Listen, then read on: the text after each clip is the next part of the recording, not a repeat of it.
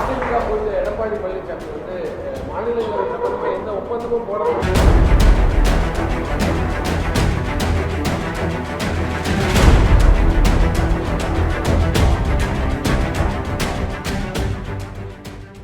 இப்போ press people எல்லாம் இங்கே வந்திருக்கீங்க.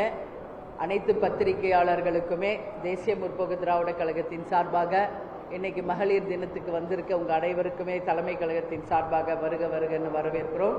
உங்களுக்கும் நாங்கள் உணவு ரெடியாக வச்சுருக்கோம். இந்த எல்லாம் முடிந்த பிறகு நீங்களும் இங்கே கேப்டன் கோவிலுக்கு வந்தால் எல்லாரும் சாப்பிட்டு போகணும். நிச்சயமாக நீங்கள் எல்லாரும் சாப்பிட்டுட்டு போகணும்னு சொல்லி நான் கேட்டுக்கிறேன். அது மட்டும் இல்லை, இன்னைக்கு பெண்கள் பாதுகாப்பு எப்படி இருக்குன்னு நீங்கள் கேட்குறீங்க. உங்கள் எல்லாருக்கும் தெரிந்த ஒரு விஷயம்தான். நிச்சயமாக இன்னைக்கு மகளிர் தினத்தை நாம் கொண்டாடி கொண்டிருந்தாலும் தமிழகம் முழுவதும் பாலியல் வன்கொடுமைகள், அது மட்டும் இல்லாமல் பெண்களுக்கு நிச்சயமாக ஒரு பாதுகாப்பு இல்லாத ஒரு சட்டம் ஒழுங்கு பிரச்சனை இருக்குது என்பது யாரும் மறுக்க முடியாது. உறுதியாக தமிழக அரசும் நமது முதலமைச்சர் ஸ்டாலின் அவர்களும் இந்த மகளிர் தினத்திலே அனைத்து பெண்களுக்கும் பாதுகாப்பை நிச்சயமாக உறுதி செய்து அனைத்து பெண்களும் சுதந்திரமாக தமிழ்நாட்டில் இருக்கின்ற ஒரு நிலையை உருவாக்கணும்னு சொல்லி நம்ம மகளிர் அணி சார்பாக தமிழக அரசுக்கு நான் ஒரு வேண்டுகோளை வைக்கிறேன். அதே மாதிரி மும்மொழி கொள்கை நீங்கள் எல்லாரும் பார்த்தீங்க. தேசிய முற்போக்கு திராவிட கழகத்தின் சார்பாக அனைத்து கட்சி கூட்டத்தில் தேசிய முற்போக்கு திராவிட கழகமும் பங்கேற்றது. எங்களது அவைத்தலைவர் டாக்டர் இளங்கோவனும் துணை செயலாளர் பார்த்தசாரதி அவர்களும் சென்று அனைத்து கட்சி கூட்டத்திலே பங்கேற்றார்கள். அன்றைக்கு அந்த மும்மொழி கொள்கையை பற்றி விவாதம் நடந்தது. எங்களை பொறுத்த வரைக்கும், தேசிய முற்போக்கு திராவிட கழகத்தை பொறுத்த வரைக்கும், கேப்டன் அவர்கள் எங்களுக்கு வகுத்த வழியின்படி அன்னை மொழி காப்போம், அனைத்து மொழியும் கற்போம் அப்படின்றதான் எங்க தலைவர் நமக்கு சொல்லியிருக்காரு. எனவே அந்த வகையில நமது தமிழ் மொழியை நிச்சயமாக தமிழ்நாட்டில் கட்டாய பாடமாக தர வேண்டும் என்பதை தமிழக அரசுக்கு இந்த நேரத்தில் எங்கள் மகளிர் அணி தினத்தில் மகளிர் அணி சார்பாக நான் வேண்டுகோள் வைக்கிறேன். தமிழ்நாட்டில் தமிழ் கட்டாயமாக்கப்பட வேண்டும்.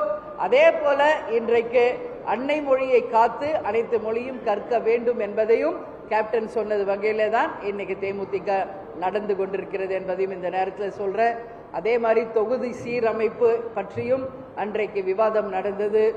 உறுதியாக மத்திய அரசு இதுவரைக்கும் அது பற்றி எந்த அதிகாரப்பூர்வமான அறிவிப்பும் தரல. தொகுதி சீரமைப்பை பற்றி 40 MP தொகுதியை குறைப்பதாக ஒரு கருத்து இருக்கிறது. ஆனால் மத்திய அரசு இன்றைக்கு வரைக்கும் அதுக்கு எந்த அதிகாரப்பூர்வமான அறிவிப்பும் தராததுனால நாம் அதை பற்றி நிறைய பேசுவதற்கு ஒன்றுமில்லை. ஆனாலும் தமிழக அரசிடம் தேசிய முற்போக்கு திராவிட கழகம் அன்றைக்கு உறுதியாக சொல்லிவிட்டு வந்திருக்கோங்க. என்னன்னா, தமிழ்நாட்டில் நிச்சயமாக தொகுதிகளை குறைக்கின்ற இடத்துல மத்திய அரசு செயல்பட்டால் தமிழக அரசுடன் இணைந்து தேசிய முற்போக்கு திராவிட கழகமும் கடுமையான எதிர்ப்பை தெரிவிப்போம் என்பதை அன்றைக்கு உறுதியாக அனைத்து கட்சி கூட்டத்தில் நாம சொல்லியிருக்காங்க. எனவே 40 தொகுதிகளுக்கு கம்மி இல்லாம நிச்சயமாக தொகுதி சீரமைப்பில் தமிழ்நாடு வஞ்சிக்கதை தேமுதிக ஒத்துக்காது. நிச்சயம் தமிழக அரசுடன் இணைந்து தமிழ்நாட்டையும் மக்களையும் காப்போம் என்பதை இந்த நேரத்திலே நான் தெரிவித்துக் கொள்ள கடமைப்பட்டிருக்கிறேன்.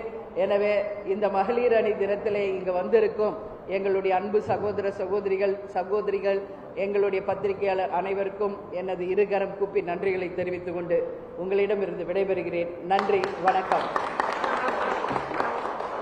அதிமுக பொறுத்த எடப்பாடி பழனிசாமி வந்து மாநிலங்களவை சம்பந்தமாக எந்த ஒப்பந்தமும் போட நன்றி. தேங்க்யூ.